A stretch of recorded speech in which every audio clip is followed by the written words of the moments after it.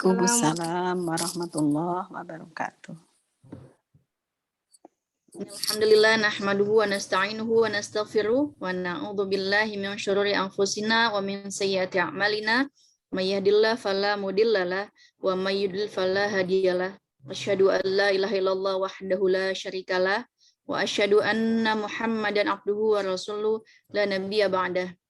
Rabbi zidna ilma warzuqna fahma birahmatika ya arhamar rahimin. Rabbi shrah li sadri wa yassir li amri wahlul 'uqdatam min lisani yafqahu qawli amma ba'du. Ummahat sholihah yang dirahmati Allah Subhanahu wa taala, pertama-tama panjatkan puji dan puji syukur kehadirat Allah Subhanahu wa taala karena atas berkah dan rahmatnya kita dapat berjumpa lagi di kajian online pekanan tiap hari Selasa. Alhamdulillah masih diberikan nikmat iman, nikmat Islam, nikmat sehat, nikmat panjang umur di tengah pandemi saat ini. Salawat serta salam tak lupa kita haturkan kepada Nabi besar Muhammad Sallallahu Alaihi Wasallam beserta keluarga, para sahabatnya, para pengikutnya hingga akhir zaman, dan semoga kita semua mendapatkan syafaatnya di yaumil akhir. Amin, amin, rabbal alamin. Maha solihah yang dirahmati Allah Subhanahu Wa Taala. Agar Allah meridhoi pertemuan kita pada siang hari ini, marilah kita buka dengan membaca Ummul Quran. Ala hadhihi niyah wa liqnatin sholihah. Al-Fatihah.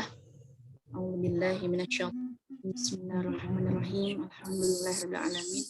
Arrahmanirrahim. Maliki yaumiddin. Iyyaka na'budu wa iyyaka nasta'in. Mustaqim.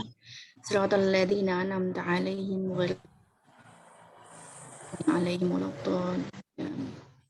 Amin rabbal alamin. Baik, ummahat sholihah yang dirahmati Allah Subhanahu wa taala. Pada kesempatan hari ini kita akan mengkaji bersama tentang menggali potensi yang luar biasa seorang anak. Sebagai orang tua, kita tentu saja perlu mendampingi dan membantu mengembangkan potensi yang dimiliki oleh anak. Untuk itu tentu saja perlu kejelian dan lebih peka untuk bisa membantu memaksimalkan potensi anak. Namun hal yang perlu disadari dan pengingat untuk diri saya juga, lebih dulu tentu saja memahami bahwa setiap anak unik dan berbeda. Orang tua tidak bisa memaksa potensi anak atau bahkan membandingkan dengan anak yang lain. Lalu bagaimana cara melejitkan atau menggali potensi anak yang tentunya sudah Allah berikan yang luar biasa, fitrah pada setiap. Di tengah kita sudah hadir yang sudah tidak asing lagi, Ustazah Iva Mustasyrifah MPD. Bagaimana kabarnya Ustazah? Sehat? Alhamdulillah bi khair. Alhamdulillah. Ya Ustazah, persilahkan untuk memberikan materinya bagaimana cara melejitkan potensi anak yang luar biasa sesuai dengan Islam, sesuai dengan Al-Quran. Fadhali Ustazah.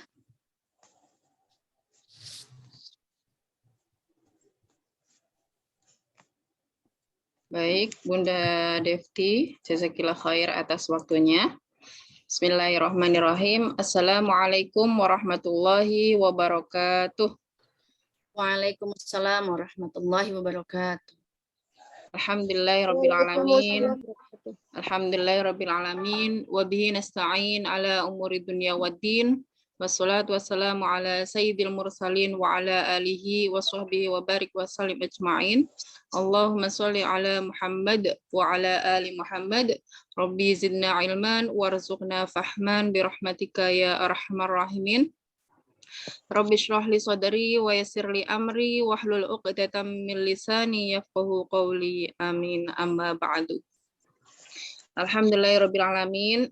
Pada siang hari ini kita bertemu kembali di kajian pekanan kita setiap hari Selasa. Alhamdulillah, semoga kita semuanya dalam kondisi sehat walafiat, dan apabila ada yang sedang diuji dengan sakit, semoga itu menjadi pengingat bagi kita semuanya gitu ya, bahwasannya memang Allah itu Maha Kuasa dan lebih meningkatkan gitu ya, lebih meningkatkan kedekatan kita terhadap Allah. Selawat serta salam semoga kita bisa menjadi pengikut Rasulullah SAW, bisa menjadi bagian dari pejuang Islam sebagaimana yang sudah dilakukan oleh Rasulullah dan kita melanjutkannya. Amin ya rabbal alamin. Saya ucapkan ahlan wa sahlan, selamat datang untuk para peserta, banyak yang baru ya, alhamdulillah. Ini ada juga beberapa yang dari Bengkulu.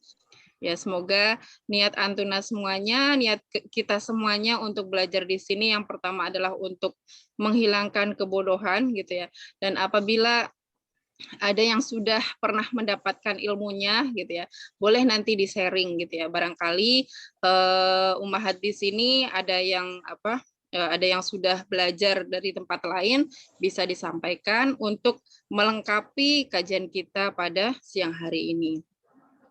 Ya, sebagaimana yang sudah disampaikan oleh Bu Devti gitu ya, kita akan membahas tentang menggali potensi luar biasa anak gitu ya. Nah, kalau kebiasaan yang ada gitu ya, atau mungkin ummahat semuanya pernah mengikuti kajian-kajian tentang psikologi atau tentang perkembangan anak gitu ya.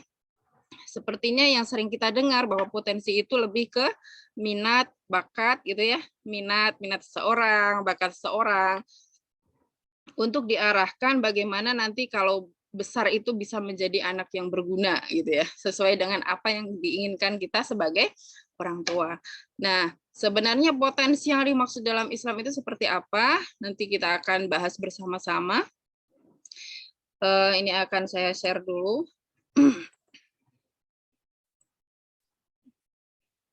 Sudah terlihat?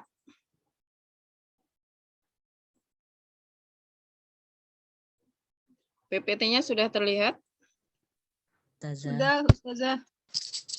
Ustazah. Sudah, Ustazah. Ya. Nah, di sini kita akan bahas tentang menggali potensi fisik, naluri, akal yang luar biasa pada anak gitu ya. Jadi kalau yang namanya menggali itu berarti memang sudah ada potensi gitu ya, yang dimiliki oleh anak, yang dimiliki oleh manusia. Kemudian di sini ada dalam kurung fisik, naluri, akal. Nah, ini jadi sebenarnya potensi yang akan dibahas ini cakupannya luas ya, tidak hanya minat, kemudian ke minat, kemudian keunggulan anak gitu ya. Apakah dia itu dominan otak kanan atau kiri gitu ya. Tidak hanya itu ya. Atau bukan itu saja yang akan dibahas gitu ya. Tapi di sini kita yang akan dibahas ini luas gitu ya.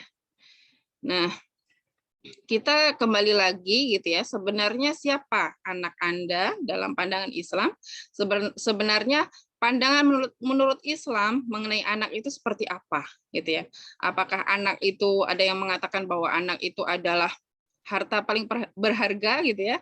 Ada yang mengatakan bahwa anak itu adalah investasi bagi orang tua gitu ya. Jadi kalau diinvestasikan, ini juga ada pro kontra gitu ya. Ada yang beranggapan bahwa kalau investasi itu disamakan dengan harta, dengan misalkan properti gitu ya. Jadi anak itu disamakan seperti itu. Kalau investasi berarti harus menghasilkan gitu ya. Nah, jadi dalam Islam itu anak itu seperti apa gitu ya. Nah, di sini bahwa anak gitu ya, anak itu yang nanti akan berkembang menjadi besar gitu ya, akan menjadi manusia seutuhnya, dan disampaikan dalam Al-Qur'an dalam surat At-Tin, A'udzubillahi minasyaitonirrajim.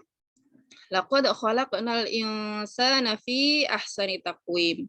Sungguh kami telah menciptakan manusia dalam bentuk yang sebaik-baiknya, gitu ya.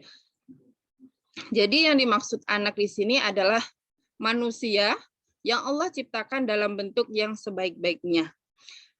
Manusia itu adalah makhluk yang diciptakan oleh Allah, yang di situ dari sisi bentuknya gitu ya, itu sangat sempurna gitu ya. Bahkan dibandingkan dengan makhluk lain, manusia itu adalah makhluk yang paling sempurna gitu ya. Seperti disampaikan dalam tafsirnya, kalau malaikat itu diberikan Allah itu akal, kemudian kalau jin itu diberikan Allah nafsu gitu ya. Ya. Kemudian kalau manusia gitu ya. Manusia itu diberikan oleh Allah itu akal dan nafsu juga gitu ya. Nafsu itu keinginan-keinginan. Nah, di sini berarti Allah itu menciptakan manusia itu tidak main-main gitu ya, atau tidak asal. Bahkan dengan bentuk fisiknya itu yang luar biasa, sangat berimbang gitu ya. Ada yang kanan, ada yang kiri gitu ya. Ini untuk manusia pada umumnya gitu ya. Kemudian ukurannya pun juga seimbang gitu ya. Tidak ada kemiringan dan sebagainya gitu ya. Itu membuktikan bahwa ketika Allah menciptakan manusia itu tidak asal gitu ya. Tapi memang Allah itu memberikan manusia itu dalam bentuk yang sebaik-baiknya. Gitu ya. Jadi hanya satu itu saja gitu ya yang diciptakan oleh Allah, yaitu manusia. Nah, termasuk juga bagaimana kita sebagai orang tua mendampingi dan menggali gitu ya, menggali apa yang ada di dalam manusia atau apa yang ada di dalam anak kita gitu. Selanjutnya, nah, hakikat penciptaan manusia. Nah, di sini dalam surat Al-A'la, alladzi khalaqa fasawwa walladzi qaddara fahada. Ya. Jadi Tuhan itu menciptakan dan menyempurnakan penciptaannya dan yang menentukan kadar masing-masing dan memberi petunjuk. Ya. Jadi ketika Allah menciptakan manusia gitu ya, makhluk yang sempurna, yang sebaik-baiknya makhluk gitu ya, Allah itu juga menentukan kadarnya gitu ya. Jadi kadar itu adalah potensi. Nah, ini yang akan kita bahas gitu ya. Jadi Allah pun memberikan potensi yang ada pada manusia gitu ya, pada anak. Nah, selain potensi dan memberikan petunjuk. Ya, jadi kalau misalkan kita ibaratkan benda mati gitu ya, misalkan sebuah HP, manusia menciptakan sebuah HP, di situ kan ada kadarnya gitu ya. HP ini spesifikasinya apa, bisa digunakan untuk apa saja. Nah, kemudian ada juga petunjuknya, cara penggunaan agar HP itu bisa awet gitu ya, bisa bagus terus gitu ya, bisa tidak mudah rusak. Nah, sama juga dengan manusia, Allah menciptakan manusia itu berikut dengan petunjuknya, dan kita harus memahami kadar yang ada pada manusia tersebut, gitu ya. Kalau Allah itu menciptakan, misalkan menciptakan gunung, itu juga ada kadarnya, gitu ya. Gunung itu di situ ada potensinya untuk apa saja, gitu ya. Dan banyak sekali ya yang ada di dalam Al-Quran, contoh-contohnya. Jadi segala yang diciptakan oleh Allah gitu ya, termasuk manusia di sini, pasti ada kadarnya dan pasti ada petunjuknya gitu. Nah, di sini sama juga masih yang terkait dengan kadar gitu ya. Dalil yang menyebutkan bahwa manusia ini mempunyai kadar atau potensi. Di sini dalam surat Al-Furqan ayat 2, wa khalaqa kulla syai'in faqaddarahu taqdira. Dan dialah Allah yang telah menciptakan segala sesuatu dan dia menetapkan ukuran-ukurannya dengan serapi-rapinya gitu ya. Jadi menetapkan gitu ya. Allah itu menetapkan atau menciptakan manusia itu plus ukurannya gitu ya. Nah, makanya di sini kita akan pelajari gitu ya, ukuran atau kadar serta potensi gitu ya, yang serapi-rapinya yang sudah disampaikan oleh Allah dalam surat Al-Furqan ini, kita akan pahami lebih detail lagi gitu ya. Seperti apa dalam kesehariannya gitu ya. Jadi kalau kita bayangkan ukuran-ukuran itu, misalkan dari penciptaan dari manusia baru baru bertemu gitu ya, antara sperma sama ovum gitu ya, baru bertemu, itu ada bentuk-bentuk yang memang sudah rapi gitu ya. Sudah Allah ukur serapi mungkin gitu ya. Makanya di situ kita harus pahami hingga anak kita itu menjadi manusia yang sungguhnya gitu ya. Manusia yang diinginkan oleh Allah. Ya. Jadi kesimpulannya di sini, siapakah anak kita? Anak kita adalah makhluk Allah yang memiliki kadar atau potensi tertentu yang khas dan yang berbeda dengan makhluk lain, gitu ya. Jadi makhluk lain itu seperti apa? Seperti hewan, gitu ya, seperti tumbuhan, seperti tanaman, seperti apa? Benda-benda langit ataupun benda-benda yang ada di dalam bumi, gitu ya. Itu manusia itu berbeda dan mempunyai potensi yang khusus, gitu ya, potensi yang khas. Ya, seperti itu. Jadi kalau misalkan ada yang menyamakan gitu ya, manusia dengan kera gitu ya, itu adalah pendapat yang salah gitu ya. Pendapat yang sangat jauh dari Al-Qur'an. Karena kera itu kan salah satu hewan gitu ya, yang tidak bisa disamakan dengan manusia. Kemudian makhluk Allah Ustazah, yang bernama ya. Afwan Ustazah. Slide-nya baru kebuka satu. Slide-nya baru satu kebuka. Oh, belum ini ya, belum Belum berpindah. terbuka, yang slide berikutnya belum. Oh gitu, baiklah. Sebentar. Sekarang kelihatan? Ya, sudah Ustazah. Oh ya, berarti yang slide sebelumnya nggak kelihatan, ini sudah sampai 7. Baik, seperti ini aja deh tampilannya ya, nggak apa-apa. Ya. Kemudian keutamaan manusia dari makhluk-makhluk Allah yang lain bahwa manusia itu memiliki akal, ya. Ini yang membedakan antara manusia dengan makhluk yang lain. Manusia dengan hewan, manusia dengan tumbuhan, itu yang membedakan adalah akal, gitu ya. Akal itu apa? Akal itu adalah proses berpikir. Jadi akal ini dijadikan modal utama bagi manusia untuk menjadi hamba Allah yang solih, gitu ya, dan menjadi hamba Allah yang memang diinginkan oleh Allah, gitu ya, bahwa penciptaan manusia itu adalah wa ma khalaqtul jinna wal insa illa liya'budun, untuk mengabdi, untuk beribadah kepada Allah, gitu ya. Nah, jadi kekhasannya itu di mana? Di sini, di akalnya, ya. Di akalnya yang membedakan antara manusia dengan yang lain. Tapi apakah kita hanya fokus di akal? Nah, ternyata tidak. Karena apa? Akal pun di situ ada kaitannya dengan fisik kita, gitu ya. Ada juga kaitannya dengan naluri, gitu ya. Jadi saling berkaitan. Nah, di sini potensi manusia, ini ada potensi akal dan potensi hidup, ya, potensi hidup.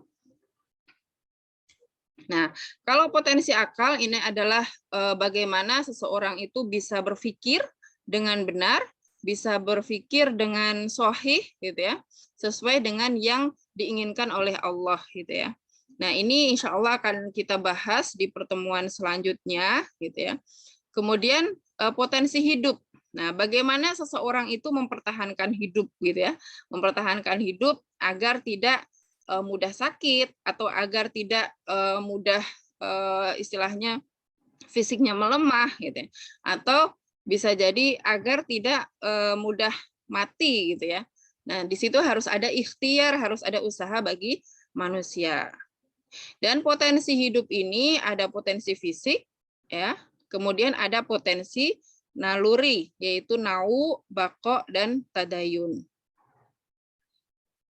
Ya, di sini potensi fisik itu apa? Sesuatu yang membuat manusia berusaha untuk mempertahankan hidupnya, gitu ya. Jadi biar fisiknya itu kokoh, fisiknya itu kuat, gitu ya. Maka di sini butuh yang namanya potensi fisik. Maksudnya potensi fisik itu sudah diberikan oleh Allah. Bagaimana agar kita itu bisa menggali, bisa melejitkan potensi itu. Nah, kemudian kalau potensi naluri di sini adalah kecenderungan manusia untuk meraih kualitas hidupnya. Ya, di sini ada ketenangan, ada kebanggaan, ada kesenangan, kebahagiaan, dan keselamatan hidup, ya. Nah, misalkan seperti melanjutkan keturunan, ini bagian dari naluri, gitu ya. Setiap manusia itu pingin punya punya anak, gitu ya. Itu adalah sesuatu yang sudah menjadi potensi bagi manusia, gitu ya. Jadi tidak boleh namanya memangkas potensi manusia ini, gitu ya. Tapi harus mengarahkan bagaimana agar potensi naluri ini berjalan dengan baik, gitu. Ya, misalkan juga ini lebih ke apa, kalau sekarang itu menyebutkannya itu kecerdasan emosional gitu ya, termasuk di situ gitu ya. Bagaimana agar kita itu bisa apa, mengatur emosi kita gitu ya. Kemudian bagaimana kita apa, bisa selamat hidupnya gitu ya, dengan apa, kondisi-kondisi tertentu gitu ya. Itu juga harus dirangsang gitu ya, atau digali potensi yang ada pada anak. Ya. Nah, sekarang yang akan kita bahas untuk pertemuan hari ini fokus pada fisik, gitu ya, pada potensi fisik, kebutuhan fisik yang yang kita miliki, yang anak kita miliki, gitu ya. Dan ini semua sudah diberikan oleh Allah. Gitu. Nah, penampakan potensi fisik ini, ya di sini ada rasa lapar, gitu ya, ada haus, ada ngantuk, ada capek, gitu ya. Nah, ini potensi yang muncul gitu ya pada fisik kita gitu ya. Jadi di sini bukan kadang lagi, setiap manusia itu ya pasti ada rasa yang sudah dimunculkan oleh Allah gitu ya. Merasa lapar, merasa haus gitu ya. Kemudian merasa ngantuk gitu ya, merasa capek. Nah, pemenuhannya seperti apa? Kalau kita lapar ya harus makan gitu ya. Kalau haus harus minum, kalau ngantuk tidur, kalau capek ya istirahat gitu ya. Jadi ini kebutuhan fisik yang harus dipenuhi oleh setiap anak kita, termasuk kita. Nah, sifatnya bagaimana? Sifatnya bahwa potensi fisik ini muncul dari dalam diri manusia, bukan dari faktor luar. Jadi secara metabolisme atau secara temporal gitu ya, sifat ini akan muncul langsung dari dalam diri kita. Misalkan pagi sudah sarapan, kemudian jam 2 siang belum makan, itu biasanya rasa lapar itu akan muncul. Nah, pada anak pun juga pasti seperti itu. Nah, jadi lapar itu tidak harus melihat makanan yang enak baru lapar, itu enggak. Tapi memang muncul dari dalam diri manusia. Kemudian tuntutan pemenuhannya ini bersifat pasti, tidak bisa ditunda atau dialihkan. Gitu ya. Jadi kalau dalam kondisi yang tadi ada lapar, haus, ngantuk, capek, gitu ya. Ya di situ harus ditunaikan, gitu ya. Harus dipenuhi. Kalau tidak dipenuhi maka bisa mengakibatkan sakit, gitu ya, atau mengakibatkan kematian bahkan bisa, gitu ya. Seperti itu. Nah, ini potensi yang sudah diberikan oleh Allah terkait dengan fisik manusia atau fisik anak. Nah, di sini perkembangan kebutuhan fisik, ya. Jadi semakin tinggi usia anak, maka kebutuhannya terhadap makanan semakin tinggi. Nah, kebutuhan apa? Kebutuhan kualitas dan kuantitasnya. Ya, jadi ini harus kita pahami gitu ya sebagai orang tua. Jadi kalau misalkan pas anak itu baru umur 6 bulan, di situ pakai MPASI gitu ya. Kemudian semakin lama anak misalkan 6 tahun, ya pasti banyaknya makanan, kemudian kualitasnya itu harus ditambah gitu ya. Seperti itu. Kemudian kualitas dan kuantitas makanan ini berkembang sesuai tahap perkembangan anak. Ya, nanti di belakang akan dibahas tentang perkembangan anak ya. Ya, jadi perkembangannya anak seperti apa? Nah, ini. Di sini anak usia dini sampai usia 10 tahun ya, sampai kelas 4 SD gitu ya. Ini membutuhkan makanan yang mengandung protein tinggi. Karena apa? Karena untuk pertumbuhan otak gitu ya. Jadi pada usia dini gitu ya, berarti dari lahir gitu ya sampai 10 tahun itu perkembangan otak itu sedang berproses gitu ya. Makanya di situ untuk bagus perkembangan otaknya, pertumbuhan otaknya, maka di situ harus lebih banyak protein yang tinggi gitu ya. Kemudian untuk anak usia dini sampai anak usia baligh ya, prabaligh. Nah, maka di sini membutuhkan makanan yang mengandung kalsium tinggi untuk pertumbuhan tulang. Ya, jadi makanan yang mengandung kalsium tinggi. Nah, di situ kita harus berikan gitu ya. harus berikan untuk pertumbuhan tulang, ya. Karena di usia tadi sampai prabali ini butuh tulang itu masih bertumbuh gitu ya, masih tumbuh terus. Nah, bahkan sedang tumbuh-tumbuhnya. Kalau misalkan seperti kita gitu ya, yang sudah ibu-ibu, itu tulang itu sudah tidak berkembang gitu ya, sudah tidak tumbuh lagi gitu ya. Nah, kemudian anak usia prabalik sampai balik awal membutuhkan makanan yang mengandung energi tinggi dan vitamin untuk menopang aktivitasnya yang sangat aktif. Jadi kalau sampai usia balik awal gitu ya, itu anak itu aktivitasnya banyak gitu ya. Makanya semakin besar itu kan misalkan belajar gitu ya. Misalkan di sekolah itu kuantitas belajarnya itu akan lebih banyak gitu ya dibandingkan dengan anak SD kelas 1, kelas 2 gitu ya, seperti itu. Nah, kalau untuk contoh-contohnya protein itu seperti apa, kalsium itu seperti apa, ini kemarin sudah sempat dibahas ya ketika membahas tentang manajer kesehatan dalam keluarga gitu ya. Nah, di situ kita juga bisa browsing nanti ya, silahkan. Nah, protein yang tinggi itu di situ tidak harus yang mahal-mahal itu tidak gitu ya. Tapi kita yang penting selalu memberikan yang dibutuhkan anak gitu ya. Dan itu ada kaitannya dengan pertumbuhan otak, pertumbuhan tulang gitu ya, dan sebagainya.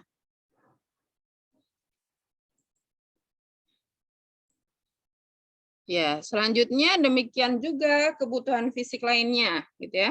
Seperti udara untuk bernafas gitu ya.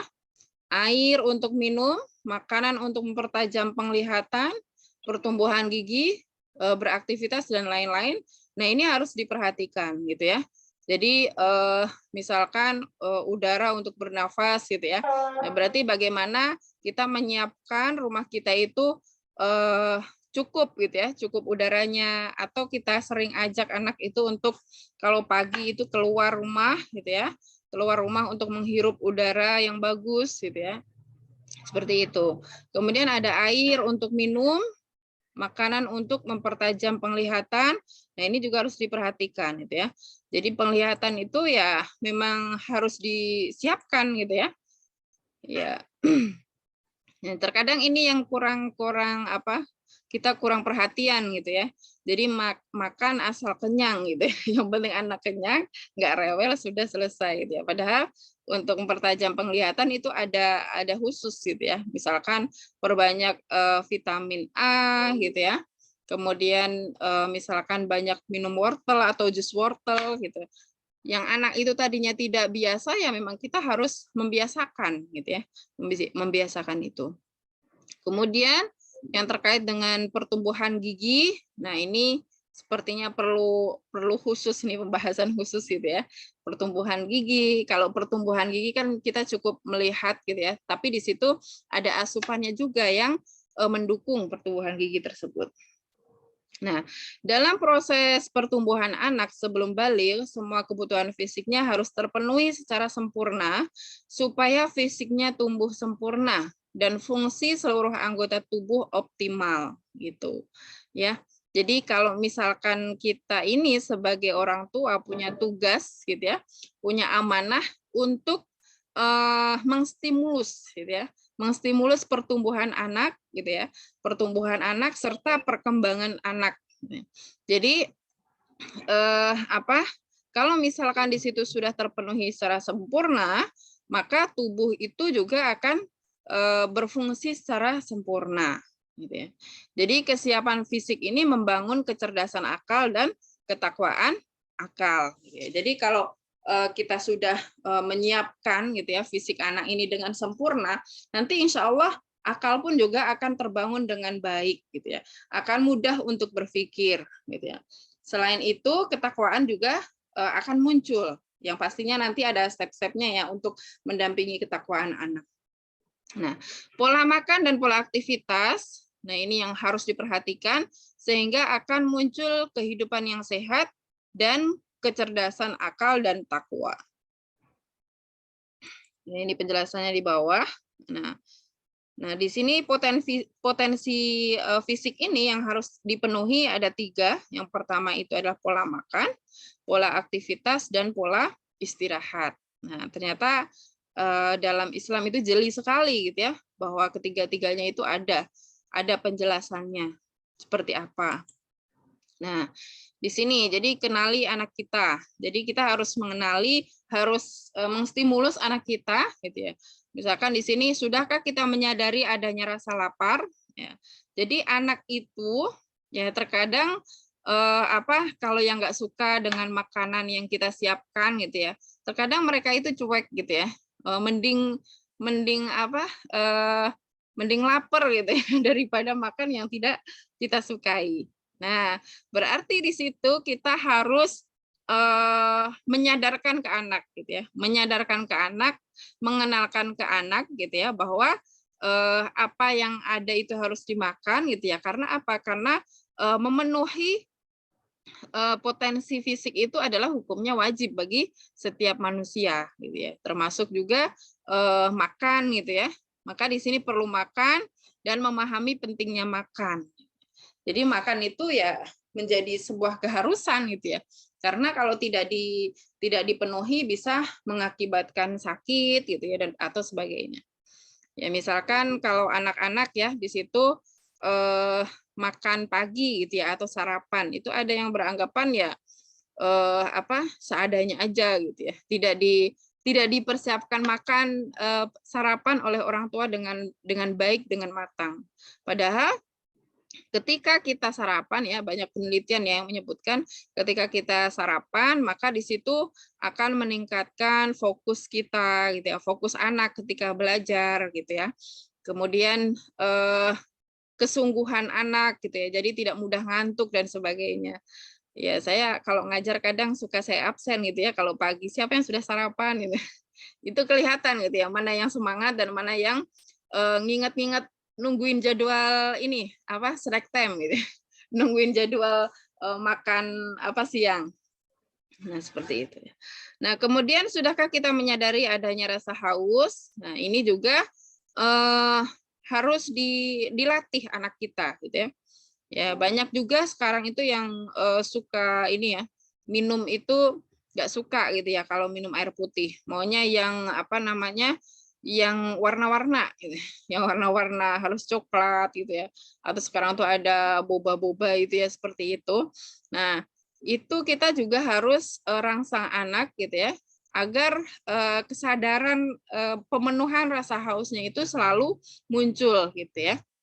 Selalu muncul dan anak itu kalau misalkan sudah usia 6 tahun itu sudah tidak perlu ditawari gitu ya. Tidak perlu ditawari mau minum gitu ya. Dia sudah secara otomatis, karena sudah terbiasa untuk minum maka dia sudah tidak butuh rangsangan yang banyak gitu ya. Nah, kemudian sudahkah ia menyadari adanya rasa ngantuk? Nah, dia merasa perlu tidur, memahami pentingnya tidur. Nah, jadi di sini juga harus disampaikan, tidur itu fungsinya untuk apa, gitu ya.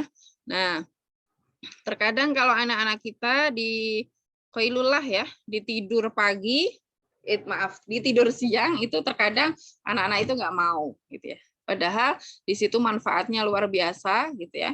Jadi kita harus sampaikan, harus sadarkan kepada anak kita bahwa pentingnya untuk tidur siang atau qailullah, gitu ya.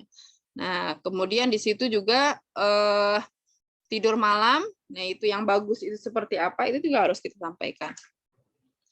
Kemudian, sudahkah ia menyadari adanya rasa capek? Nah, di situ butuh istirahat. Nah, ini kalau anak kecil, nah biasanya dia maunya main terus ya. Maunya main terus, nggak disuruh istirahat, nggak mau gitu ya. Nah, di situ kita sebagai orang tua harus menyadarkan ke anak kita. Ya, kesadaran anak tentang kadar tubuhnya yang memerlukan makanan, minuman, tidur, istirahat, dan lain-lain akan memunculkan adanya rasa tanggung jawab untuk memenuhinya, gitu ya.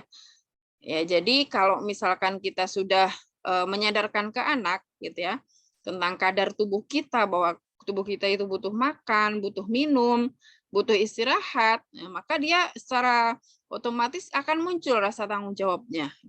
Rasa tanggung jawabnya untuk memenuhi. Yang nanti akan muncul kemandirian bagi anak tersebut gitu ya. Makanya kalau misalkan usia sudah berapa? Usia 7 tahun, usia 5 tahun itu kan anak sudah bisa makan sendiri gitu ya. Kalau misalkan usia 7 tahun sudah bisa ngambil sendiri gitu ya. Karena ada juga faktanya gitu ya, orang tua itu yang tidak menyadarkan seperti itu. Jadi anak nggak mau makan gitu ya, kecuali disuapin gitu ya. Nggak mau minum kecuali disiapin. Nggak mau tidur kecuali ditemenin gitu ya. Ibunya tidur. Nah ini kadang ada yang masih sudah usia 10 tahun masih seperti itu ada. Berarti memang tidak disampaikan kesadaran anak tentang kadar tubuhnya yang harus dipenuhi gitu ya. Nah, jadi kemandirian ini nanti akan muncul gitu ya untuk memenuhi kebutuhannya. Nah, apabila tanggung jawab sudah muncul, saat itulah petunjuk akan berguna. Maksudnya petunjuk itu apa? Perintah-perintah yang ada di dalam Al-Quran, yang nanti akan kita bahas terkait dengan makan, terkait dengan minum, terkait dengan istirahat, itu akan berguna. Gitu ya. Tapi kalau kita belum menyampaikan bahwa rasa tanggung jawab terhadap pemenuhan kebutuhan fisiknya, ya itu tidak akan berguna gitu ya, tidak akan kelihatan gitu ya petunjuk yang sudah diberikan oleh Allah. Nah, kesadaran petunjuk ini nanti akan muncul jalan selamat dunia dan akhirat. Ya, kita lihat petunjuk untuk memelihara potensi fisik. Nah, ini yang kemarin juga sudah disampaikan ya, bahwa Allah itu mencintai mukmin yang kuat. Ya.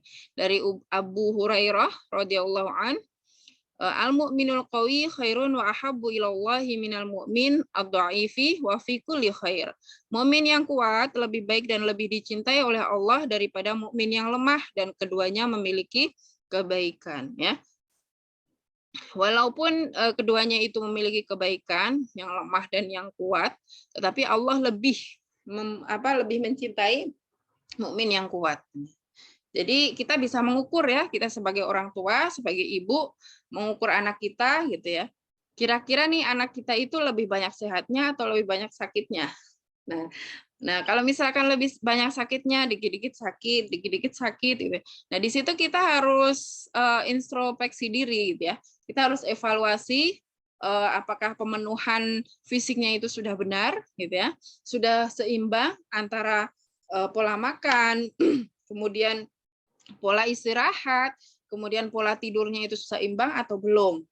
Nah, itu harus diperbaiki, gitu ya.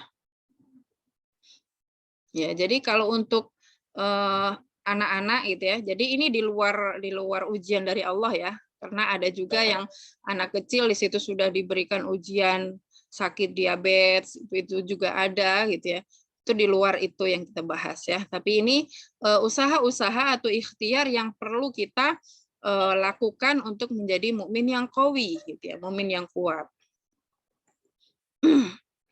Nah, di sini petunjuk makanan yang berkualitas, di sini di surat An-Nahl ayat 114 ya. Maka makanlah yang halal lagi baik dari rezeki yang telah diberikan Allah kepadamu, dan syukurilah nikmat Allah jika kamu hanya kepadanya saja menyembah ya. Jadi hanya kepada Allah saja menyembah ya. Jadi di sini halalan thayyiban ya. Nah, di sini di selanjutnya juga masih tentang yang halal gitu ya.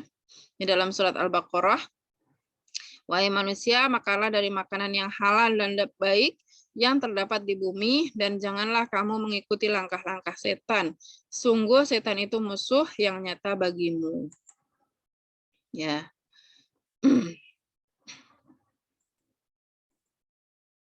Ya, ini juga dalam hadis disampaikan oleh Iyad bin Hamad radhiyallahu an, mengatakan bahwa Rasulullah SAW bersabda, sungguhnya semua harta yang aku berikan kepada hambaku itu halal, dan aku telah menjadikan hambaku cenderung kepada agama yang benar, tiba-tiba datang setan membelokkan mereka dari agamanya dan mengharamkan atas mereka apa yang aku halalkan bagi mereka. Ya, jadi kalau misalkan kita lihat di sekitar kita, itu makanan itu sebenarnya banyak sekali gitu ya. Ya, apalagi kalau yang tinggalnya di kampung ya, banyak sekali makanan gitu ya. Makanan yang bisa kita manfaatkan gitu ya. Makanan halal. Jadi sebenarnya kalau kita lihat makanan yang halal sama yang haram itu banyakkan yang mana? Ya, di dunia ini Allah ciptakan itu lebih banyak yang halal gitu. Ya, yang halal dibandingkan yang haram. Yang haram itu sangat sedikit gitu ya. Sangat sedikit. Nah, cuman bagaimana kita mengenalkan kepada anak kita gitu ya, misalkan jenis buah-buahan, jenis sayur-sayuran gitu ya kepada anak kita agar anak itu mau gitu ya. Yang terjadi sekarang itu terkadang anak itu kalau yang sukanya ayam ya udah ayam terus itu. Kalau yang sukanya ikan ikan terus. Nah, bagaimana agar kita itu bisa sebagai orang tua itu bisa memvariasikan gitu ya, memvariasikan di meja yang kita sediakan buat keluarga atau buat anak-anak gitu ya. Ya.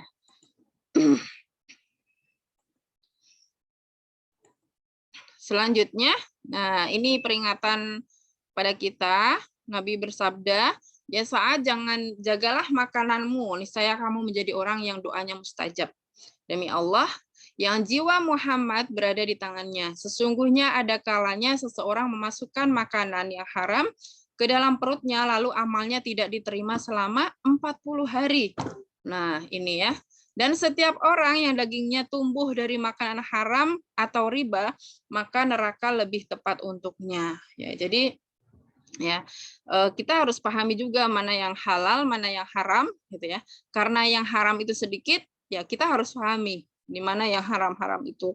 Karena ini sudah ada qorinah yang menjelaskan gitu ya, bahwa ketika kita makan makanan yang haram dan riba, maka di situ 40 hari itu tidak akan diterima amal kita. Ya, nauzubillahi min dzalik ya. Semoga kita dijauhkan dari itu. Nah, makanya kalau orang dahulu gitu ya, atau orang yang punya sifat wirai, beliau itu sangat hati-hati ketika makan. Bahkan kalau makan ke warung itu nggak mau. Jadi beliau itu lebih tenang ketika makan masakan di rumahnya gitu ya. Nah, ini budaya ini yang sangat sekarang itu mulai jauh ya. Ya, apalagi sekarang sudah berkembang gitu ya, berkembang usaha kuliner dan sebagainya gitu ya. Jadi di situ kita harus hati-hati gitu. Kemudian makan atau minum yang tertutup. Rasulullah bersabda, tutuplah bejana-bejana dan wadah ini karena dalam 1 tahun ada 1 malam. Ketika itu turun wabah. Tidaklah ia melewati bejana-bejana yang tidak tertutup ataupun wadah air yang tidak diikat, melainkan akan turun padanya bibit penyakit ya. Jadi ini sahih ya, diriwayatkan oleh Muslim. Ya, jadi kita hendaknya setiap menyimpan makanan ya di situ kita harus tutup. Kemudian makanan tidak ditiup dari Abu Sa'id Al-Khudri radhiyallahu an berkata, Rasulullah melarang meniup dalam makanan atau minuman ya. Ya, kemudian Rasulullah pun juga memerintahkan gitu ya. Petunjuk Rasulullah itu memerintahkan ketika makan itu makan yang segar gitu ya, atau makan yang yang sejuk-sejuk gitu ya. Nah, kalau budaya sekarang itu kan makan yang panas gitu ya, panas, yang pedas. Gitu.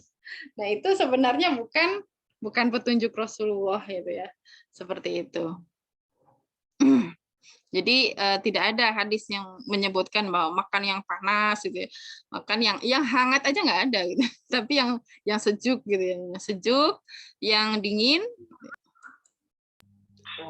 Ya. Selanjutnya, petunjuk ketersediaan makanan yang cukup. Nah, ini dari sisi kuantitasnya ya. Jadi sebenarnya Allah itu sudah menyiapkan gitu ya. Di sini disebutkan huwallazi khalaqalakum ma fil ardi jami'an tsumma stawa ilas sama'i fasawwahunna sab'a samawat wa huwa bikulli syai'in alim. Dialah Allah yang menjadikan segala yang ada di bumi untuk kamu, dan Dia berkehendak menciptakan langit, lalu dijadikannya 7 langit. Dan Dia Maha mengetahui segala sesuatu. Ya, jadi dari langit itu tumbuh benih-benih gitu ya, yang di situ akan jatuh ke tanah dan akan tumbuh makanan-makanan gitu ya, yang makanannya itu sebenarnya cukup gitu ya, cukup untuk dimanfaatkan oleh manusia. Cuman faktanya kenapa banyak orang yang kelaparan? Nah di situ ada hubungannya, ada kaitannya dengan peran orang yang harusnya mendistribusikan gitu ya makanan dengan baik gitu ya. Terkadang kan tidak nyampe gitu ya, tidak didistribusikan dengan baik, makanya di situ ada yang kelaparan gitu ya. Kemudian makanan yang lebih tepat untuk satu kaum adalah makanan yang tumbuh di daerah tempat tinggalnya. Nah ini dalam surat Quran Al-Baqarah ayat 61 ya. Jadi dikisahkan di situ Bani Israel gitu ya, pada baninya siapa Nabi Musa ya. Tadinya mereka itu kelaparan, paceklik gitu ya. Kemudian minta kepada Nabi Musa, coba turunkan makanan gitu ya untuk kami.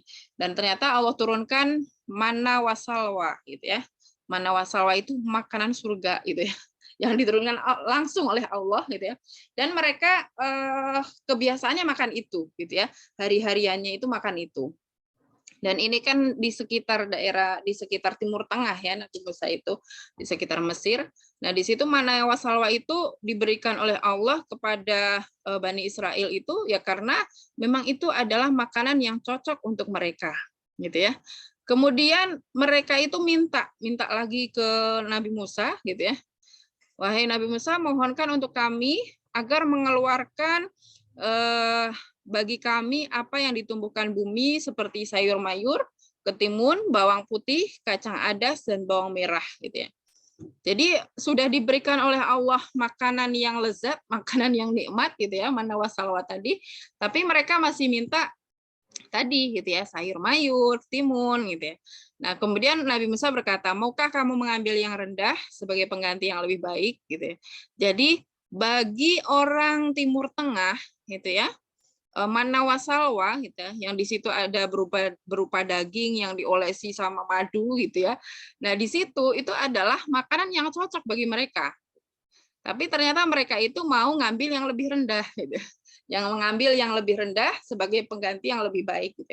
Karena bagi kata Allah gitu ya. Di sini Musa berkata bahwa orang sana itu nggak cocok gitu ya kalau makan sayur-sayuran, timun gitu ya. Itu kurang pas gitu ya.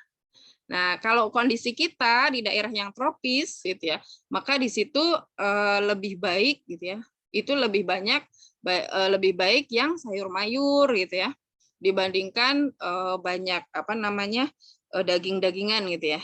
Nah, kalau misalkan di Timur Tengah itu kan orang itu makan itu kadang satu ayam satu orang gitu ya. Nah, kalau kita coba seperti itu nggak kuat, badan kita berbeda gitu ya, strukturnya berbeda. Makanya di sini makanan yang lebih tepat untuk satu kaum adalah makanan yang tumbuh di daerah tempat tinggalnya. Ya, selanjutnya ini untuk kuantitasnya. Nah, ini juga kemarin sudah disampaikan ya, bahwa sepertiga itu untuk makan, sepertiga untuk minum, sepertiga untuk udara. Ya, berdasarkan sabda Rasulullah, tidak ada bejana yang diisi oleh makanan yang lebih buruk dari perutnya. Cukuplah baginya memakan beberapa suapan sekedar dapat menegakkan tulang punggungnya, memberikan tenaga, maka jika tidak mau, maka ia dapat memenuhi perutnya dengan sepertiga makanan, sepertiga minuman, dan sepertiga lagi untuk bernafas. Ya, jadi ini yang harus kita penuhi gitu ya, kuantitasnya. Jumlahnya. Jadi tidak boleh makan terlalu banyak, minumnya sedikit gitu ya. Kemudian udara ini kan bisa diperoleh dengan olahraga ya, dengan ya kita menghirup udara di tempat-tempat yang segar, ini juga harus dipenuhi gitu ya. Nah, terkadang kita memenuhinya yang makanan aja gitu ya. minumannya sedikit gitu ya. Kemudian olahraganya juga sedikit. Nah, itu yang tidak tepat. Nah, makanya kita juga harus ingatkan ke anak-anak kita gitu ya bahwa olahraga itu penting gitu. Karena disampaikan bahwa sepertiga untuk makan, sepertiga untuk minum, dan sepertiga untuk udara. Nah, kemudian ini petunjuk yang lain terkait dengan makan. Kami adalah kaum yang tidak akan makan kecuali apabila lapar, dan apabila kami makan tidak sampai terlalu kenyang. Jadi kalau sebelum kenyang maka harus diselesaikan gitu ya makannya. Ya, tidak boleh terlalu kenyang. Ini petunjuk terkait dengan kuantitasnya, banyaknya makanan yang kita makan. Ya.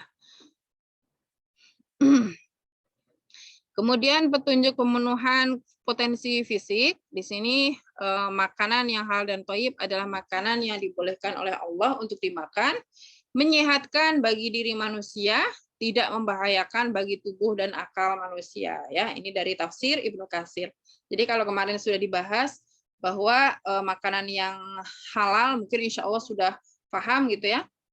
Yang halal itu seperti apa aja. Nah, yang thayyib, nah ini terkadang kita yang kurang perhatian terhadap diri kita, kurang perhatian terhadap anak kita gitu ya. Jadi misalkan kita terlalu sering makan yang banyak lemaknya gitu ya, makan yang banyak lemaknya itu kan efeknya tidak sekarang gitu ya, tapi nanti ketika anak itu dewasa gitu ya. Kemudian makan yang banyak gulanya gitu ya. Kalau kemarin itu kita bahas termasuk juga makanan ultra proses gitu ya. Jadi yang pemrosesannya itu terlalu banyak gitu ya. Maka di situ tidak thayyib. Ya. Kemudian kadar tubuh manusia diciptakan oleh Allah siap menerima makanan yang halal dan thayyib ya. Jadi kadarnya itu kadar yang diciptakan oleh Allah itu manusia hanya siap untuk menerima yang halal dan thayyib gitu ya. Buktinya apa? Ketika tidak halal dan thayyib, maka di situ biasanya langsung Allah berikan alarm. Alarmnya apa? Sakit gitu ya. Bisa sakit perut gitu ya, atau bisa alergi dan sebagainya gitu ya. Itu yang Allah langsung memberikan alarm atau tanda kepada kita. Kemudian semua makanan yang halal yang masih alami asli diciptakan oleh Allah tanpa campur tangan manusia pasti thayyib buat manusia. Nah, ini ya, jadi yang di pasar-pasar itu ya, di pasar sayur, nah itu sebenarnya semuanya itu adalah halal gitu ya. Sebelum ada campur tangan atau buatan manusia. Nah, ini kita harus mengenalkan gitu ya. Jadi harus mengenalkan ke anak mana yang halal pasti ya, yang thayyib gitu ya. Dan ini disampaikan bahwa semua yang masih alami itu pasti halal. Nah, terkadang tadi yang saya sampaikan misalkan anak suka sayur itu cuma bayam, brokoli gitu aja gitu ya. Padahal masih banyak yang lain gitu ya. Masih banyak yang lain dan terkadang kita nggak ngenalin gitu ya, nggak sampaikan jenis-jenisnya gitu. Pernah saya suatu saat lagi ngajar gitu ya, karena saya ngajarnya anak SD. Jadi saya tanya, di sini ada yang tahu terong gitu ya. Ternyata ada beberapa anak yang nggak tahu terong. Gitu. Jadi terong itu seperti apa Ustaz? Saya nggak tahu gitu. Nah, berarti di situ tugas kita ya mengenalkan kepada anak. Termasuk melatih gitu ya untuk anak itu suka. Karena itu adalah makanan yang halal. Kemudian ini makanan yang halal dan thayyib ini sangat banyak jumlahnya sehingga kita tidak perlu melirik kepada makanan yang haram dan tidak thayyib tanpa memperhatikan lagi ada manfaat atau tidak di dalamnya. Ya. Ya, ini harusnya seperti itu ya idealnya. Kemudian mengharamkan apa yang dihalalkan Allah dan menghalalkan apa yang diharamkan Allah adalah perbuatan yang telah mengikuti langkah-langkah syaitan. Artinya langkah menuju neraka. Jadi kalau misalkan misalkan kita suka gitu ya, bukan suka. Misalkan ada yang dianjurkan gitu ya, anak-anak itu makan hati ayam gitu ya. Terus karena nggak suka gitu ya, jadi mengharamkan itu nggak boleh gitu ya. Ya tetap itu adalah makanan halal ya halal gitu ya. Tidak boleh sampai mengucapkan seperti itu. Ya, selanjutnya, ya, kezaliman manusia pada zaman ini membuat makanan yang halal dan thayyib susah diperoleh. Ya sekarang ya, karena kezaliman semua harga itu semakin mahal gitu ya. Jadi untuk mendapatkan makanan yang halal dan thayyib itu agak sulit gitu ya. Berbeda dengan misalkan kita kondisinya kalau di kampung gitu ya. Misalkan makan makanan yang sayur-sayuran gitu ya. Itu kita bisa banyak gitu ya makan. Tapi kalau kondisi kayak di kota gitu ya, makanan sayur sama protein gitu ya, itu bahkan harganya hampir sama gitu. Kemudian waspadalah terhadap makanan olahan yang beredar di pasar-pasar. Bahan utamanya halal tapi seringkali ada bahan tambahan sehingga tidak thayyib. Ya, misalkan ada apa tuh namanya? Tahu yang diberi formalin, bakso yang diberi formalin itu juga tidak thayyib gitu ya. Nah, itu kita harus belajar gitu ya, belajar untuk melihat mana yang ada formalin, mana yang tidak gitu. Seperti itu. Kemudian, kuantitas makanan yang diperlukan manusia adalah cukupnya sesuai dengan tahapan pertumbuhan tubuh manusia atau tubuh anak. Tidak boleh kurang dan tidak boleh lebih. Oleh karena itu perlu pola makan sehat dan seimbang. Makanya di sini dibutuhkan ilmu gizi ya. Ilmu gizi yang kemarin sebenarnya sudah disinggung ya sama Dokter Hafsah gitu ya, terkait dengan pola makan yang sehat itu seperti apa. Kemudian, kualitas dan kuantitas makanan yang masuk ke dalam tubuh manusia ini akan memberikan efek atau pengaruh kualitas fisiknya sehingga tubuhnya itu akan optimal gitu ya. Jadi kalau kualitas dan kuantitasnya ini tidak diperhatikan, maka di sini fisiknya itu tidak sempurna gitu ya, tidak optimal gitu ya. Ya misalkan ada yang cuek gitu ya terhadap kepentingan dalam sarapan pagi. Nah, itu ada yang seperti itu. Yang akhirnya apa? Proses berpikirnya itu lambat. Kalau gurunya itu menjelaskan, dia yang temannya itu yang sering sarapan itu sudah bisa menjawab, dia masih mereka-reka pertanyaannya. Atau ada juga yang ketika gurunya itu bertanya, dia Ustazah diulang lagi. Nah, itu tanda-tanda sudah kurang fokus gitu ya, kurang fokus. Nah, makanya itu ada pengaruhnya, ada hubungannya dengan kualitas dan kuantitas makanan. Ya. Makanya di sini peran orang tua luar biasa gitu ya untuk menyiapkan meja kesehatan, meja makan gitu ya. Maksudnya menyiapkan pemenuhan potensi fisik bagi anak itu sangat penting. Nah, kemudian optimalnya fungsi otak dan indera akan meningkatkan kecerdasan. Nah, termasuk juga keseimbangan motorik ya atau kinerja saraf ini juga akan meningkatkan kecerdasan dan skill. Nah, ini nanti yang akan dibahas sedikit ya tentang motorik. Ini harus kita pahami gitu ya. Kadang kita nggak paham, anak ya diberikan mainan tapi kita tidak merangsang gitu ya. Jadi anak main sendiri gitu ya, nggak dirangsang. Gitu. Itu ada yang seperti itu banyak ya. Ya. Kemudian nah ini tadi ya yang sudah disampaikan. Jadi dengan makanan yang optimal, minuman yang optimal, maka harapannya itu akan muncul kecerdasan dan ketakwaan. Nah, sekarang di sini tentang tidur dan istirahat. Ya, istirahat yang paling efektif itu adalah tidur. Ya, ini disampaikan di sini. Waktu tidur yang efektif untuk istirahat dan menyegarkan fungsi tubuh adalah malam hari. Ya, kalau kita mau perhatikan bagaimana pola Rasulullah tidur, itu kan ba'da isya langsung tidur gitu ya. Karena apa? Karena benar-benar dimanfaatkan untuk istirahat dan untuk menyegarkan fungsi tubuh. Kemudian jam 3 sudah bangun gitu ya. Sudah mungkin bukan jam 3 tapi sepertiga malam gitu ya. Sepertiga malam itu berarti dari jam 1 ya. Dari jam 1 sampai jam 4 itu sepertiga malam. Ya. Nah, kemudian waktu tidur siang hari ini hanya sebentar, jadi tidak perlu lama ya. untuk merileks gitu ya, merileks pikiran kita dan sebagainya.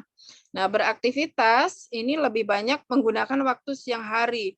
Oleh karena itu, perlu penataan pola aktivitas sehingga akan sehat dan seimbang dan fungsi tubuh akan optimal. Nah, ini yang terjadi sekarang suka ditukar gitu ya, suka ditukar. Apalagi para bapak-bapak yang terkadang sedang WFH gitu ya. Jadi kerja di rumah gitu ya, kadang ditukar gitu. Nah, itu tidak tepat gitu ya. Nah, sama juga ini kadang mewabah juga pada anak-anak remaja gitu ya. Jadi dia kalau siang tidur gitu ya. Nah, kalau malam dia bergadang.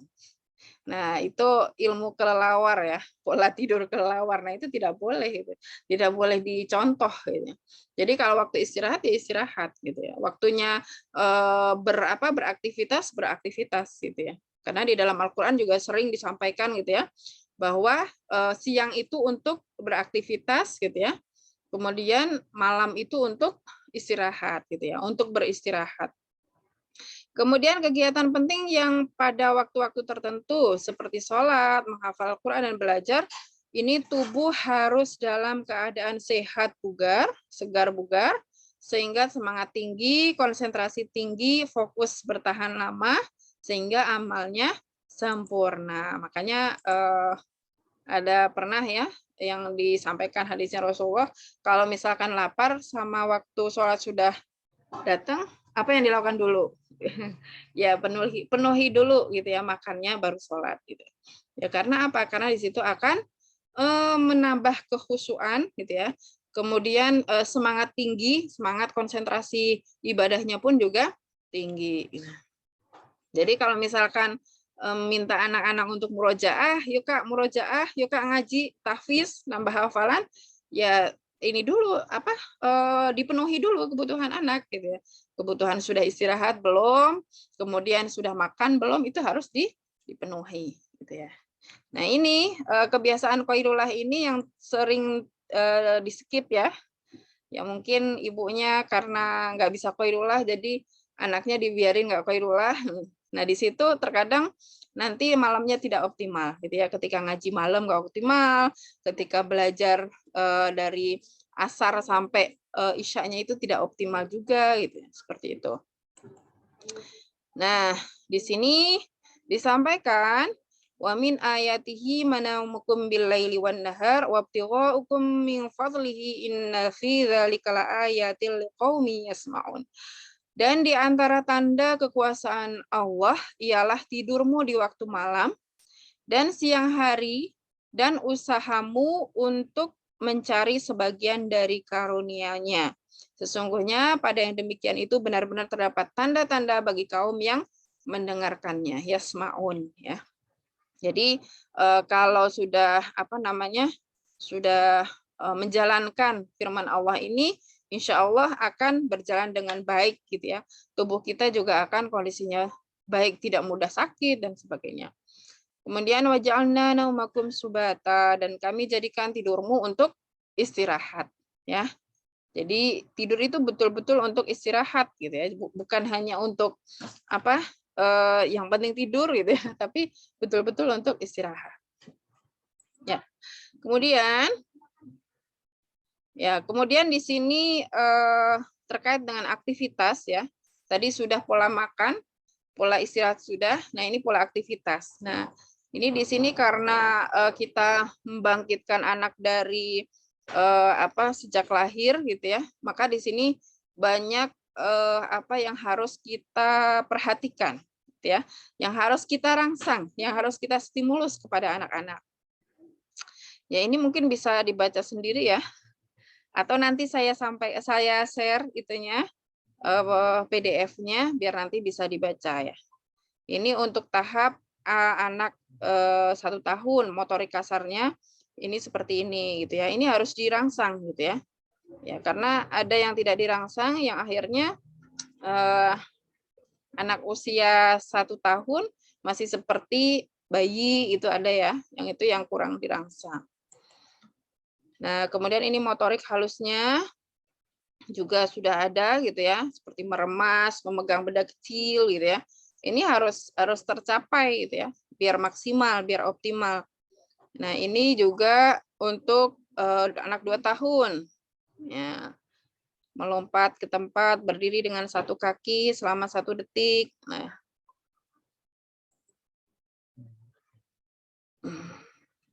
Nah, ini yang motorik halus. Nah, memegang alat tulis ini harus sudah mulai dilatih gitu ya. Membuat coretan bebas, menyusun menara. Nah, ini sebenarnya kalau untuk motorik kasar ini bagian dari pembentukan otot ya pada anak gitu ya. Itu harus dilatih gitu ya. Harus dioptimalkan stimulus ini. Nah, kemudian ini yang kelas 3, anak 3 sampai 5 tahun ini juga ada. Nanti dibaca sendiri aja ya Ibu-ibu ya. Ini sudah saya rangkumkan. Nah, kemudian ini untuk motorik kasarnya juga sama. Ya, kenapa saya buat sedetil ini? Karena ini penting gitu ya. Pentingnya apa? Ya, pentingnya ternyata ada sebagian anak yang sudah sekolah gitu ya, kelas 1 SD gitu ya, kelas 2 SD. Dia untuk nulis itu mengeluh gitu ya. Mengeluh apa? Mengeluh capek Ustazah gitu ya. Nulis misalkan hanya nulis angka-angka aja gitu ya. Nulis berapa menit gitu ya. Itu mengeluh gitu ya. Itu karena apa? Karena rangsangan gitu ya, stimulus ketika kecilnya itu jarang dirangsang gitu ya. Ya, jadi termasuk misalkan meremas-remas kertas. Nah, ini kan membuat otot-otot persendian dan otot persendian yang ada di tangan ini jadi lemes gitu ya. Ya, kemudian tidak mudah capek dan sebagainya. Ya, ini saya buat sampai usia 12 tahun ya. Nah, ini nanti kalau untuk yang usia 12 tahun ini nanti ada kaitannya dengan persiapan balik. Nanti semoga ada pembahasan khusus ya yang akan kita bahas. Nah, kemudian di sini ada perintah olahraga. Ini sudah familiar sekali dan sekarang ada yang lagi viral gitu ya. Tentang yang juara lomba berkuda serta memanah. Nah, itu juga bisa kita lakukan. Cuman di sini bahwa Islam itu tidak menyulitkan gitu ya, tidak menyulitkan, Allah itu tidak menyulitkan hambanya gitu ya. Jadi kalau misalnya kita tidak sanggup untuk melakukan yang berkuda gitu ya, kemudian memanah, berenang ya, kita lakukan olahraga yang sederhana gitu ya, misalkan lari-lari atau bersepeda gitu ya, yang ada di sekitar kita. Yang penting setiap hari anak itu dilatih untuk olahraga agar apa? Agar pembentukan ototnya itu terbentuk dengan baik gitu ya. Terbentuk dengan baik sehingga anak kita itu kuat gitu ya. Sebagaimana yang ada di dalam hadis tadi gitu ya. Nah, ini yang saya sampaikan pada pertemuan hari ini. Insya Allah nanti PDF-nya saya sampaikan, saya share di grup ya, biar nanti bisa dibaca yang terakhir ini dan bisa diulang-ulang dibaca itu. Ya artinya di dalam yang saya sampaikan tadi, peran orang tua itu adalah mengstimulus gitu ya. Menstimulus motorik halus, motorik kasar gitu ya. Kemudian mengstimulus kesadaran anak bahwa anak itu punya potensi dan harus ditunaikan gitu ya. Kebutuhan fisiknya itu harus ditunaikan atau dipenuhi gitu. Mungkin itu aja dari saya, Ustazah Dr. Devti. Boleh nanti kalau ada sharing kita bahas. Ya, baik. Jazakallah khair Ustazah atas materi yang telah disampaikan. Untuk selanjutnya, silahkan ada umahat yang ingin bertanya atau ingin sharing tentang menggali potensi luar biasa pada anak. Mungkin ada sharing atau ada pertanyaan kepada Ustazah, silahkan. Silahkan. Di sini ada yang masuk satu, Bu Bunda, di grup ini. Oh, di grup. Oh, di grup di chat. Di chat saya ternyata direct message. Ya, di sini Ya, bagaimana silakan. cara menyadarkan anak usia 5 tahun yang suka pilih-pilih makanan gitu ya. Ya, biasanya anak usia segitu memang sudah mulai bisa merasakan mana yang enak dan mana yang kurang enak gitu ya. Itu adalah sesuatu yang wajar gitu ya. Ada gitu. Nah, berarti di situ kita memang dari kecil, anak kecil itu kita harus mengenalkan gitu ya, mengenalkan. Jadi bervariasi gitu ya, berganti-ganti gitu ya. Dan terkadang ketika udah usia 5 tahun, walaupun awalnya itu sudah divariasi gitu ya, di kangkung, di bayam, kemudian di kol dan sebagainya. Tapi ternyata 5 tahun itu juga pilih-pilih gitu ya. Pilih-pilih. Nah, berarti di situ kita harus sampaikan gitu ya. Harus sampaikan kepada anak kita bahwa ini adalah nikmat Allah yang harus kita syukuri. Ini adalah makanan yang Allah ciptakan gitu ya. Kemudian oleh Allah kan diperintahkan untuk makan yang halal. Ketika di sini halal dan thayyib, anak juga harus dilatih gitu ya. Dan kita harus mengurangi atau jangan membiasakan makanan yang cepat saji gitu ya, atau yang yang ultra proses ya. Jangan terlalu sering gitu ya, atau jangan sering. Nah itu karena itu akan kalau lidahnya itu sudah terbiasa makan yang seperti itu, nanti otomatis untuk makanan-makanan yang lain dia akan pilih-pilih gitu ya, yang istilahnya kurang sedap gitu ya. Makanya kalau di film Upin Ipin itu makannya apa? Makanya ayam paha itu terus ya, itu kadang masuk itu ke anak-anak gitu ya.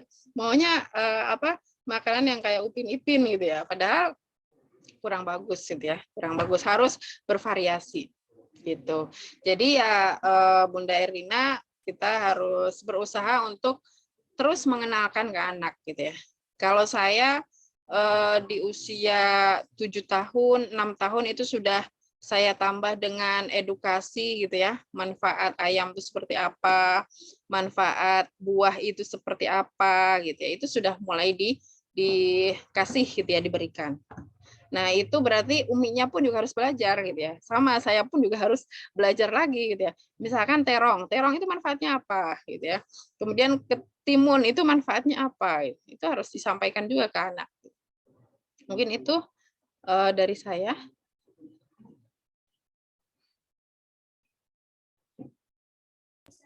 Ya, baik Ustazah. Masih ada 7 menit lagi.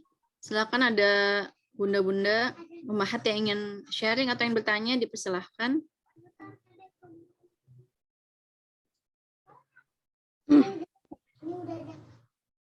Atau yang menambahkan mungkin, silahkan.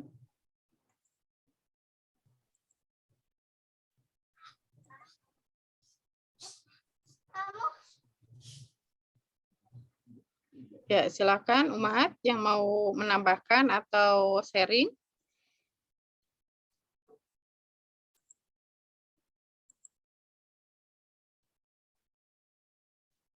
Insya Allah sudah paham semua sepertinya nih Bun. Iya. Ya. Ya, jadi memang apa yang terjadi sekarang itu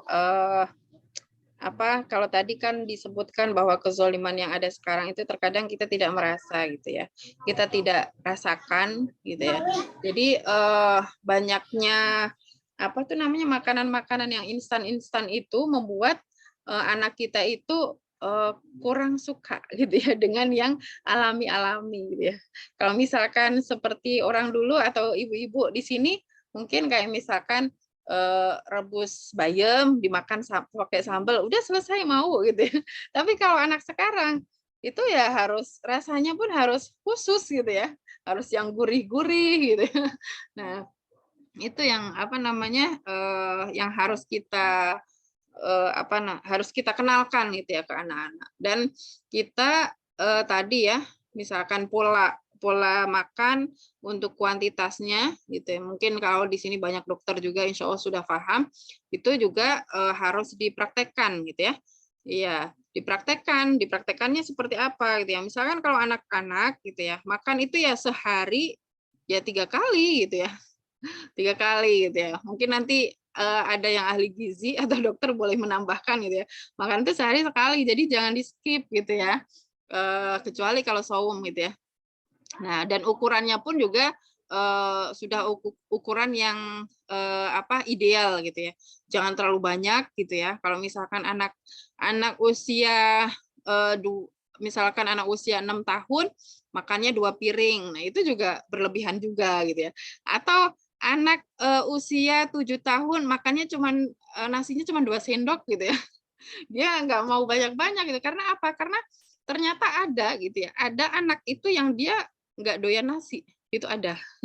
Jadi dia itu harus latihan. Karena apa? Karena tadi yang disampaikan bahwa makanan terbaik itu adalah sesuai apa yang tumbuh di wilayahnya. Nah, di Indonesia ini ya nasi itu yang menjadi makanan yang baik juga yang harus dikenalkan ke anak. Ada juga yang usia TK, dia tidak bisa mengunyah. Itu ada. Gitu ya, itu fakta gitu ya, fakta yang terjadi di lingkungan kita, di sekitar kita. Karena apa? Karena tidak dilatih untuk mengunyah gitu ya. Tidak dilatih untuk makan yang agak keras gitu ya.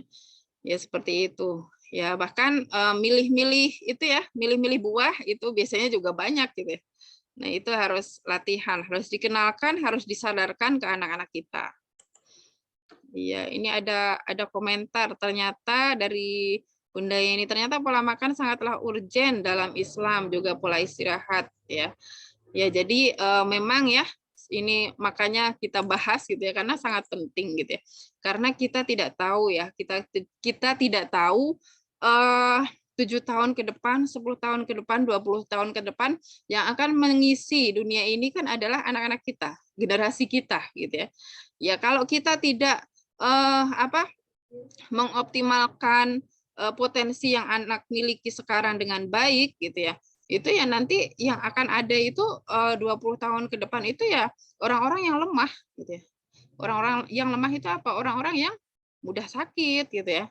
Orang-orang yang tidak tangguh gitu ya. Sedangkan dalam Islam itu diminta untuk menjadi orang yang kuat gitu ya. Orang yang kuat. Ya sekarang aja sudah banyak ya. Makanya ada tulisan gitu ya, dokter siapa gitu yang menyampaikan sekarang itu kan banyak budaya anak muda sekarang itu apa? Minumannya yang boba-boba.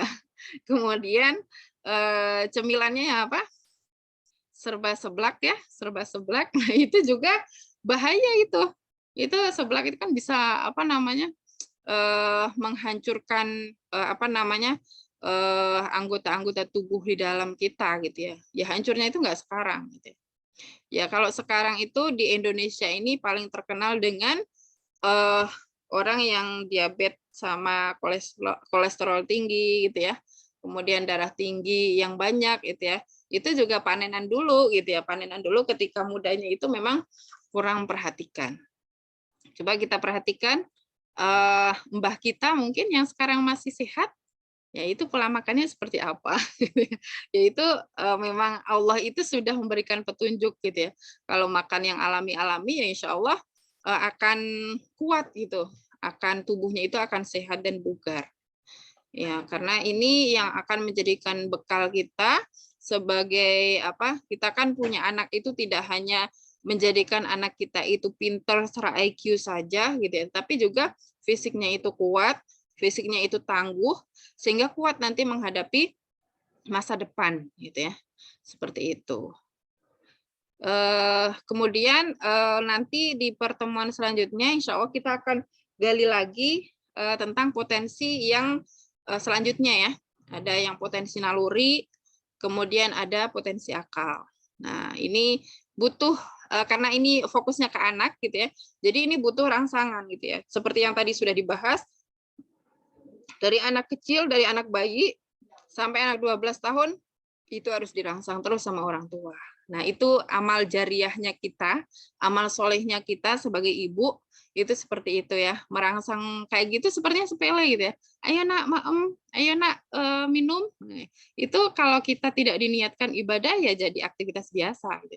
Tapi kalau kita niatkan itu adalah ibadah, insya Allah menjadi amal bagi kita. Mungkin itu saja yang jadi closing statement ya. Karena insya Allah peradaban Islam itu akan bangkit kembali, siapa lagi yang mengisi kalau bukan kita dan anak-anak kita. Mungkin kita tidak menemui itu gitu ya. tapi harapannya sih menemui. Tapi insya Allah anak-anak kita, cucu-cucu kita itu yang akan merasakan itu. Jadi kita berusaha untuk menjadikan generasi kita itu generasi yang kuat, generasi yang hebat. Mungkin itu aja Bunda Devti dari saya ucapkan assalamualaikum warahmatullahi wabarakatuh. Waalaikumsalam warahmatullahi wabarakatuh. Jazakallah khair Ustazah Ifah atas materinya yang luar biasa, yang kembali menyadarkan diri kita bahwa betapa pentingnya dalam pendidikan anak itu semua kembali lagi kepada Islam, dan Masya Allah sudah lengkap sekali Allah mengatur semua di dalam Al-Quran dan Hadis. Dan seperti yang tadi closing statement bahwa terakhir dari Ustazah, yang menjadi penyemangat kita adalah jadikan ini semua sebagai ibadah sehingga menjadi amal jariah untuk kita kelak, anak-anak kita menjadi generasi pengisi peradaban Islam. Amin rabbal alamin. Semoga Allah kuatkan kita dan mampukan kita untuk menjadi seorang ibu yang mampu untuk mendidik generasi peradaban Islam. Amin ya Allah ya mujibas sa'ilin. Baik, umat solihah semua, marilah kita tutup kajian pada siang hari ini dengan mengucap hamdalah, istighfar dan doa kafaratul majelis. Alhamdulillahirabbil alamin. Subhanakallahumma wa bihamdika asyhadu an la ilaha illa anta astaghfiruka wa atubu ilaik. Alhamdulillahirabbil. Mohon maaf lahir batin dari saya, dan jazakumullah khair ummahat semua yang telah hadir. Semoga kita bisa istiqomah dalam berthalabul ilmi. Usikum manafsi bitaqwallah. Wassalamualaikum warahmatullahi wabarakatuh. Waalaikumsalam warahmatullahi wabarakatuh. Wa iyyakum. Semoga sehat semuanya. Amin amin ya rabbal alamin. Assalamualaikum. Iya.